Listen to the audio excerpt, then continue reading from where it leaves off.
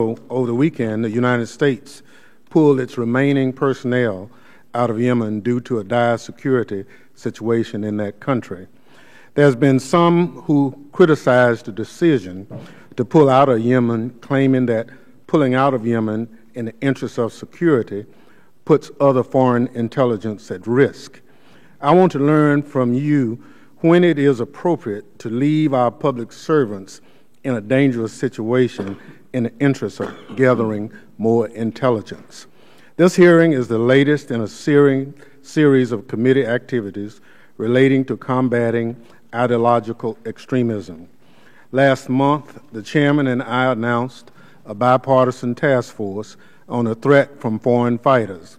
That task force commenced its work on March 2nd. In last month's full committee hearing on the threat from foreign fighters, the director of the National Counterterrorism Center, Nicholas Rasmussen, stated that more work remains to ensure that our foreign partners are willing and able to identify and stop foreign fighters at their borders. I look forward to the task force's recommendation. Also, the committee Democrats have also asked the Government Accountability Office to look into the Obama administration's counter-violent extremism strategy. Further, it is my understanding that the majority staff is doing an examination of the strategy. Mr. Chairman, as we continue to examine the threat from homegrown terrorism, it's my hope that in the future we hold a hearing to learn from the administration how its strategy empowering local partners to prevent violent extremism will be helpful. While I understand that the White House held a summit last month on violent extremism, this strategy has been in place since 2011. It's past time that members hear from the administration on this topic.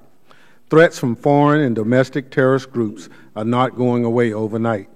For years, we've seen how terrorist groups use the internet and social media to recruit new members and spread their ideology.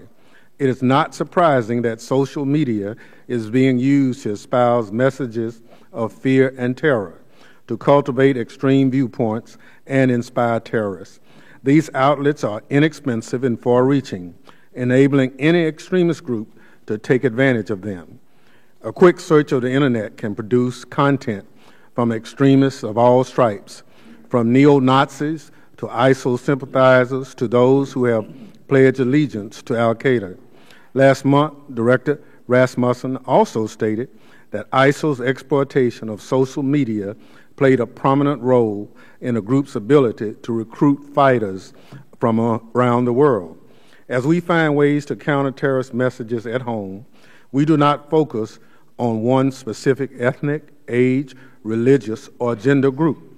The range of indictments and prosecutions from the Department of Justice, from last week's indictment of a 47-year-old Air Force veteran to the indictment of a 21-year-old man from Southern California, to the sentencing of a 19-year-old girl from Colorado, to sentencing of a 44-year-old man from North Carolina, illustrates that the number of Americans seeking association with ISIL is diverse. Mr. Chairman, an unfortunate reality we know all too well, but do not want to face, is a successful lone wolf attack inspired by a terrorist group on American soil. I want to build upon the work that we are already doing and encourage this committee to continue the serious discussions on ways to counter message while protecting innovation and constitutional rights. As we consider this threat, we also need to understand how we may use social media to diffuse rather than incite. I look forward to hearing from our witnesses today, and I yield back. Thank the